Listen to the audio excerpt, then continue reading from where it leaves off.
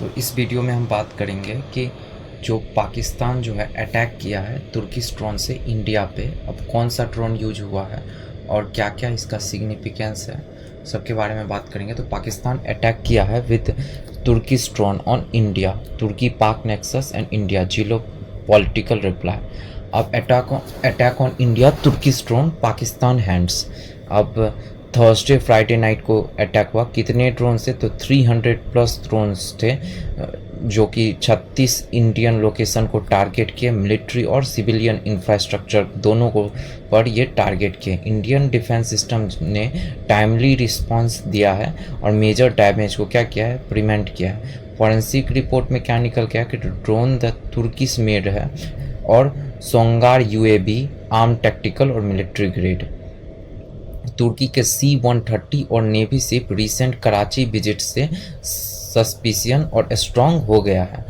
Insight क्या निकल के आया? तो अटैक तो पाकिस्तान का था लेकिन टूल्स और टैक कहाँ का था? तुर्की ने दिया था। अब आगे बढ़े तो तुर्की पाकिस्तान क्या है? तो भाई भाई जियो पॉलिटिकल एक्सप्लेन इसको करते हैं कि डीप मिलिट्री पार्टनरशिप है। तुर्की पाकिस्तान का सेकेंड लार्जेस्ट आर्म सप्लायर है। तुर्की joint naval exercise, drone sale हो गया, टेक ट्रांसफ़र हो गया, सब कुछ डीप कोऑर्डिनेशन के का सिग्नल है। तुर्की anti India stand, regular Kashmir statement against India. तुर्की का क्या है? तो एंटी इंडिया स्टैंड है। Only West Asian ally to openly operation X condemn करता है, ऑपरेशन एक्स को कॉन्डेम करता है। नोट, तुर्की सिर्फ आर्म सप्लायर नहीं है, एक पॉलिटिकल एलाई भी है पाकिस्तान का, ठीक है, पॉलिटिकल एलाई भी है। अब why India is not silent, counter geo move क्या क्या हो सकता है? तो इंडिया का strategic adjustment, close tie with UAE and South Africa. UAE और साउथ अफ्रीका, यूएई हो गया और हमारा साउथ अफ्रीका से क्लोज टाई, सऊदी अरेबिया से, तो सऊदी अरेबिया यहाँ पे है। Traditional Pak allies, defence deals with Armenia से है defence deal. Turkey's rival ally है।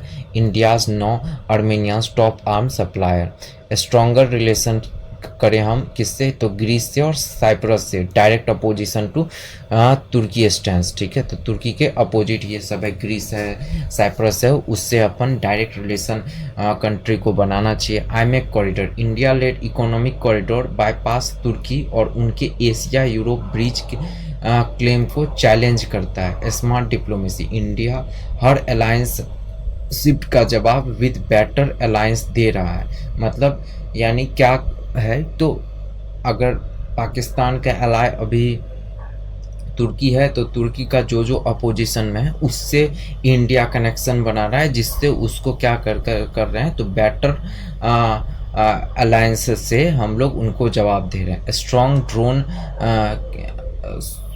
सोंगार ड्रोन तो क्या है? SONGR सोंगार ड्रोन क्या है? इसका पावर टेक स्पेस 5.56 और 45 mm असॉल्ट राइफल है। 40 mm ग्रेनेड और mortar launchers, day night surveillance करता है, GPS, glowness navigation, 5 kilometre range है और स्टील्थ ऑपरेशन करता है, यानी चिप के ऑपरेशन कर पाता है। Designed for coordinated strike, special ops, maritime warfare की में यूज होता है। यूज्ड इन सोमालिया में यूज हो चुका है, मालदीव में, अब पाकिस्तान के थ्रू इंडिया पर भी इसका यूज हो रहा है। लेसन क्या है? तो फ्यूचर वारफेयर में ड्रोन्स ही फ्रंट लाइन सोल्जर बन रहे हैं, यानी ड्रोन फ्रंट लाइन। पहले के टाइम में क्या होता था? डायरेक्ट लैंड से अटैक करते हैं, अभी ड्रोन का ज़माना आ गया, AI का ज़माना है, तो वही फ्रंट लाइन हमारा सोल्जर बना है। तो फ्यूचर गेम प्लान क्या होना चाहिए? भारत को क्या करना चाहिए? Strategic needs, drone defense tech upgrade करना चाहिए। Jam, disable, detect faster, disable कैसे कर सके, जल्दी से कैसे डिटेक्ट कर पाए। तुर्की के आर्म्स इन्फ्लुएंस को डिप्लोमेटिकली एक्सपोज करें। Invest in make in India UAV program aggressively. World forum पर कैसे रेज करे तुर्किश इन्वॉल्वमेंट विजन। एक ड्रोन अटैक से सिर्फ बॉर्डर नहीं, पूरा जियोपॉलिटिक्स शिफ्ट हो सकता है। तो India must lead with tact and talk. Value taut drone warfare के अगेंस्ट सिर्फ सील नहीं, स्मार्टर स्ट्रेटजी भी जरूरी है।